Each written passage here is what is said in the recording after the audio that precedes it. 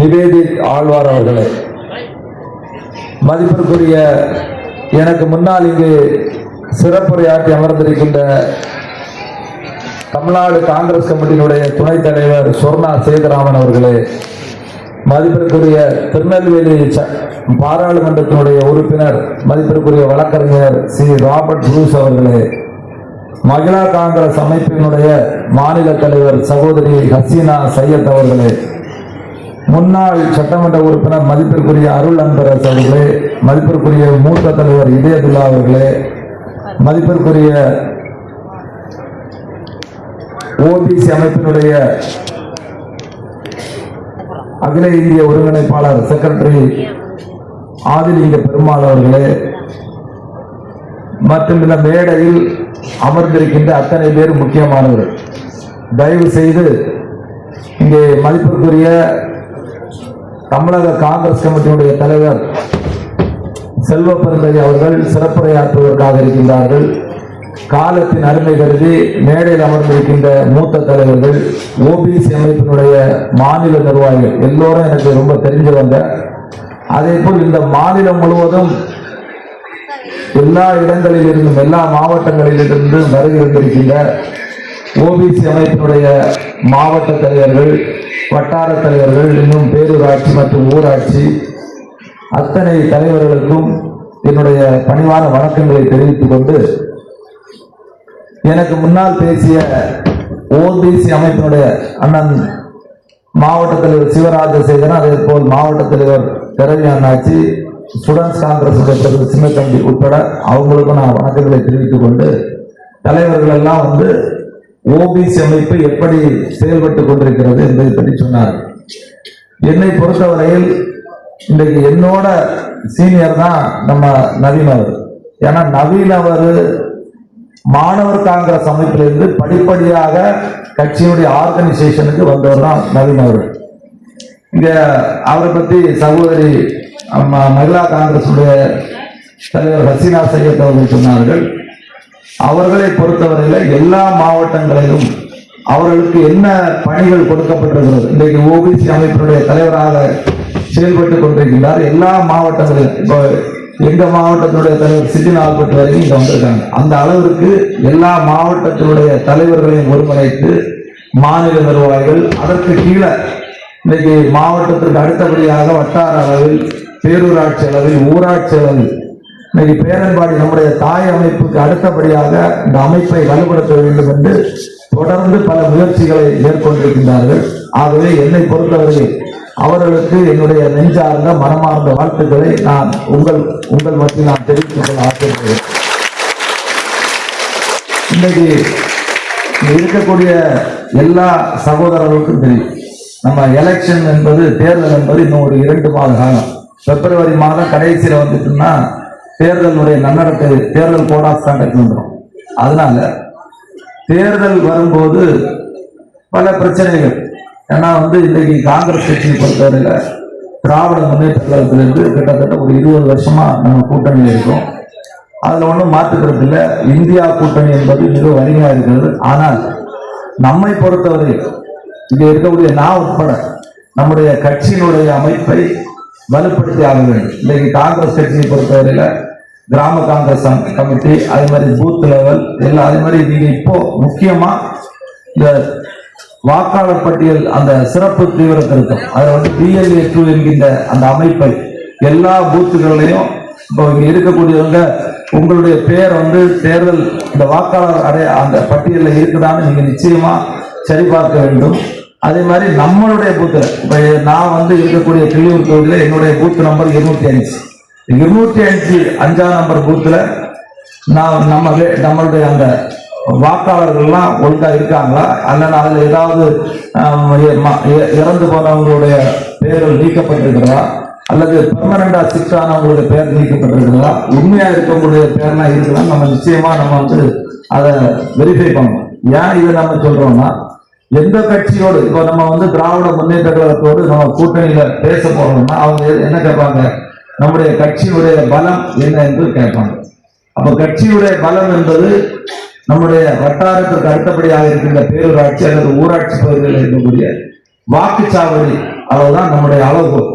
அந்த வாக்குச்சாவடியினுடைய அளவை, அந்த அளவுகோலை வாக்குச்சாவடியை பலப்படுத்துவது என்பது எல்லோருடைய வேலை. இல்லை, நான் அந்த எம்எல்ஏ சட்டமன்ற உறுப்பினர் உட்பட்டு என்னுடைய வேலை அதுதான். அதனால இங்க இருக்கக்கூடிய ஓபிசி அமைப்பினுடைய நிர்வாகிகள், நீங்கள் அங்கு இருக்கின்ற மாவட்டத்தினுடைய தாய் அமைப்பு பேரன்பாடியோடு இணைந்து அந்த எல்லா பகுதிகளிலும் நம்முடைய வாக்குச்சாவடியாளர்கள் BLA2 அங்கே பணியமர்த்தப்பட்டிருக்கின்றார்கள் என்பதை நீங்கள் சரிபார்க்க வேண்டும். அப்படியெல்லாம் நம்ம சரிபார்த்து நம்மளுடைய கட்சி பலமா இருந்தால்தான் நம்ம கூட்டணி பேசும்போது நமக்கு இன்னைக்கு 25 தொகுதி நமக்கு இருக்கு. நம்ம நம்ம 50 தொகுதி வேண்டும் என்று நம்ம கேட்கிறோம். அப்ப 50 தொகுதி வேண்டும் என்று கேட்க வேண்டும் என்று சொன்னால் நம்முடைய கட்சியினுடைய பலத்தை நாம் நிரூபித்து காட்ட வேண்டிய ஒரு நிச்சயம் இருக்கிறது. ஆகையால் நம்மை பொறுத்தவரை நாம் இன்றைக்கு பலமாகத்தான் இருக்கிறோம். இன்றைக்கு ராகுல் காந்தி அவர்கள் சமூக நீதியை பற்றியும் இன்றைக்கு சாதிவாரி கணக்கெடுப்பு பற்றியும் எல்லா மாநிலங்களில் பலகட்ட போராட்டங்களையும் இன்றைக்கு முன்னெடுத்து வருகின்றார்கள். அந்த அளவில் நாம் பார்க்கும்போது நம்முடைய காங்கிரஸ் இயக்கம் என்பது தமிழகத்திலும் வலுவாகத்தான் இருக்கிறார். அதுல ஒன்றும் சந்தேகம் கிடையாது. ஆகவே எங்களை பொறுத்தவரையில் அதிகமான தொகுதி நிச்சயமாக கேட்டு பெற வேண்டும். அதே மாதிரி காங்கிரஸ் அங்கம் வகிக்கக்கூடிய அரசு நிச்சயமாக தமிழகத்தில் வர வேண்டும் என்பது என்னுடைய கருத்து. இந்த தொண்டர்கள் கருத்தும் அதுவாகத்தான் இருக்கும். அதை வரக்கூடிய காலகட்டங்களில் நம்முடைய தலைவர்கள் அதில் இப்ப நான் சட்டமன்ற தலைவராக இருக்கிறேன். நானும் இதை முறையிடுகிறேன். எங்களுடைய இன்சார்ஜி, ஜெனரல் செக்ரட்டரி, அது மாதிரி இருக்கக்கூடிய செக்ரட்டரி, நம்முடைய அகில இந்திய காங்கிரஸ் கமிட்டி தலைவர் மல்லிகார்ஜுன கார்கே அவர்கள், நம்முடைய தலைவர் ராகுல் காந்தி அவர்களிடம் நாங்கள் நிச்சயமாக அதை வலியுறுத்துவோம் என்பதை இந்த நேரத்தில் தெரிவித்துக் கொண்டு இன்றைக்கு ஓபிசி அமைப்பு அந்த கட்டமைப்பை நீங்கள் வலுப்படுத்துவதற்கு பாடுபட வேண்டும் என்று கேட்டு இன்னைக்கு மத்திய அரசாங்கம் யாருடைய வயிற்றில் கை வைத்திருக்கிறார்கள் என்று சொன்னால் இன்னைக்கு பாமர ஒரு மக்களுடைய வயிற்றில் கை வைத்திருக்கிறது. இன்றைக்கு வறுமை, அதாவது வறுமையை ஒழிக்க வேண்டும் என்று சோனியா காந்தி அம்மையாரால் கொண்டு வரப்பட்ட அந்த கனவு திட்டம், அதாவது ஒரு வருடத்தில் 365 நாட்கள் இருக்கிறது என்று சொன்னால் 100 நாட்கள் வேலை கொடுத்தாங்க. 18 வயசுக்கு மேல யாராவது இருக்கீங்கன்னா நீங்க வேலை கட்ட கொடுக்கணும். 8 மணிக்கூர் அந்த வேலை நேரம், மாற்றுத்திறனாளிக்கு 4 மணி நேரம். இன்னைக்கு தமிழகத்துல 90 லட்சம் பேர் 100 நாள் வேலை. மகாத்மா காந்தி தேசிய ஊரக வேலை வாய்ப்பு அது திட்டம் கிடையாது, சட்டம். ஏன்னா சட்டத்தை மாற்ற முடியாதுன்னு சொல்லி அன்னைக்கு நம்முடைய அரசு, மன்மோகன் சிங் அவருடைய அரசு கொண்டு வந்தது. இன்னைக்கு அந்த திட்டத்திலே அவர்கள் இருக்கக்கூடிய பேரு மகாத்மா காந்தியோட என்ன பேரை எடுத்திருக்காங்கன்னா அவங்க எந்த அளவு மகாத்மா மேல வெறுப்பா இருக்காங்க நீங்க உங்களுக்கு புரிஞ்சுக்கலாம். இன்னைக்கு மகாத்மா காந்தியை மகாத்மையை கொண்ட கோட்சே அவர்களுக்கு ஆதரவாக இருக்கின்றார்கள். இன்னைக்கு சவார்கர் காந்தியை கொலை செய்த அந்த குற்றத்தில் இருக்கக்கூடிய ஒரு எஃப்ஐஆர்ல இருக்கக்கூடியதான் சவார்கர். அப்படிப்பட்ட ஒரு துரோக செயல் மத்தியில் இருக்கக்கூடிய அரசாங்கம், மோடி அரசாங்கம் செய்கிறது. அந்த 100 நாள் வேலைவாய்ப்பு திட்டத்தை சிதைக்கக்கூடிய அளவில் அவர்கள் செயல்படுகிறார்கள். மொத்தத்துல 125, நீங்க ஒண்ணா நினைக்கலாம் 125 நாளா கூட்டியிருக்கு. நிச்சயமா அது கிடையாது. ஏன்னா அதையும் உள்ளால என்ன சொல்லியிருக்காங்க, 60 விழுக்காடு யாரு கொடுக்கணும், மத்திய அரசாங்கம், 40 விழுக்காடு மாநில அரசு கொடுக்காங்க. அப்ப திருப்பியும் அது என்ன ஆகுது, நிதிச்சுமை ஏற்றுவதற்கான ஒரு வழியை இது கொஞ்சம் கொஞ்சமாக இது அளிக்கக்கூடிய ஒரு முயற்சி பாரதிய ஜனதா கட்சி. சரி, அந்த பேரை வாயில் நோயாது, பிபி ராம், பாபு ராம் சொல்லி ஒரு ராம்ஜின்னு சொல்லி ஒரு பேரை போட்டிருக்காங்க. இந்த அளவில் இருக்கக்கூடிய ஒரு மோடி அரசாங்கத்தை நாம் அடையாளம் கண்டு கொள்ள வேண்டும். 100 நாள் வேலை வாய்ப்பு திட்டம் என்பது இங்க இருக்கின்ற ஓபிசி அமைப்பில் நான் கேட்டுக்கொள்வது, உங்கள் பகுதியில் இருக்கின்ற கிராமங்களில் அது 100 நாள் வேலை வாய்ப்பு திட்டத்தில் பணிபுரிகின்ற அந்த தொழிலாளர்கள், அடித்தர மக்கள், அதாவது விளிம்பு நிலையில் உள்ள மக்களோடு நீங்கள் சேர்ந்து அது ஒரு போராட்டமாக முன்னெடுக்க வேண்டும் என்று கேட்டு விடைபெறுகிறேன். நன்றி, வணக்கம், ஜெய். சக தோழருமான திரு டி.ஏ. நவீன் அவர்களே, ஓபிசியினுடைய அகில் பாரதிய காங்கிரஸ் கமிட்டியினுடைய அத்தியட்ச ஸ்ரீ சீனியர் காங்கிரஸ் லீடர், அவர் beloved chairman ஸ்ரீ அனில்ஜி அவர்களே, AICC secretary in charge Karnataka Shri Suraj ஜெகேஜி அவர்களே, ஸ்ரீ ஆல்வாஜி அவர்களே, அவர் beloved CLP leader Shri Rajesh Kumarji அவர்களே, அவர் member of parliament Shri Robert Bruce ji அவர்களே, and leaders on the dais, of the dais, இங்கே வந்திருக்கும் ஓபிசியினுடைய சக மாவட்ட தலைவர்களே, மாநில நிர்வாகிகளே, அனைவருக்கும் முதற்கண் என்னுடைய வணக்கத்தை தெரிவித்துக் கொண்டு, மேற்கு மண்டலத்திலிருந்து வந்திருக்கிறேன். அந்த பகுதியை கொங்கு மண்டலம் என்று சொல்வார்கள்.